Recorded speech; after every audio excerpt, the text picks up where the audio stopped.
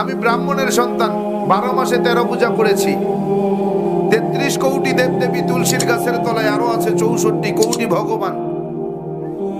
আমি 21 বছর গবেষণা করে বেদ, পুরাণ, রামায়ণ, মহাভারত, জেন্দাবেস্তা, স্মৃতি শ্রুতি, মনুসংহিতা, শ্রীমৎ ভাগবত গীতা, রাজভোগ আর কালীভোগ ছাড়াও অসংখ্য কিতাবাদির উপরে, সংস্কৃত ভাষার উপরে পাণ্ডিত্য অর্জন করে ডিগ্রি নিয়ে 44,441 খানা মন্ত্র পড়ে 30,000 মন্ত্র মুখস্থ করে দেখলাম তাদের ধর্মগ্রন্থে কোথাও নেই তার কোনো প্রমাণ।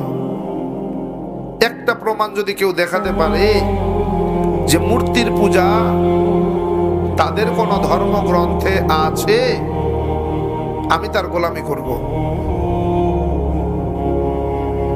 একটা মন্ত্র যদি দেখাতে পারে, তাদের বেদ বলে না তাস্তে প্রতিমা আস্তে, আমি সৃষ্টিকর্তা ঈশ্বরের কোনো প্রতিমূর্তি নাই, প্রতিচ্ছবি নাই, আকার নাই, আকৃতি নাই, আমাকে দেখা যায় না, ধরা যায় না, ছোঁয়া যায় না।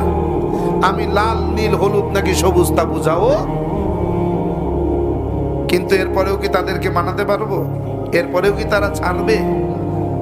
কয় পাইছো কই? কয় বাপদাদাই করছে তাই। দলিল বাপদাদা, দলিল বাপদাদা, অথচ ভগবান শ্রীকৃষ্ণের দোহাই দেয়, ভগবান শ্রীকৃষ্ণের দোহাই দেয়। ভগবান শ্রীকৃষ্ণ শ্রীমৎ ভাগবত গীতার 7 নম্বর অধ্যায়ের 20 নম্বর পৃষ্ঠার মধ্যে বলেন, অন্ধত্তম প্রবিশান্তি এ অসম্ভূতি মুপাস্তে।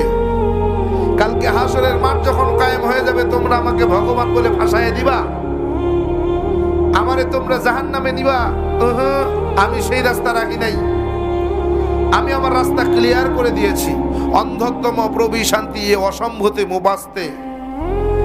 অন্ধকারের পূজা, মূর্তির পূজা, গাছের পূজা, মাছের পূজা, আগুনের পূজা তারাই করে যারা অন্ধকারের মধ্যে ডুবে রয়েছে, যাদের ভিতরে কোনো আলো পৌঁছায় নাই, যারা এখনো আলোর মুখ দেখে নাই, তারাই কেবল গাছের পূজা, মাছের পূজা, আগুনের পূজা, পানির পূজা করে।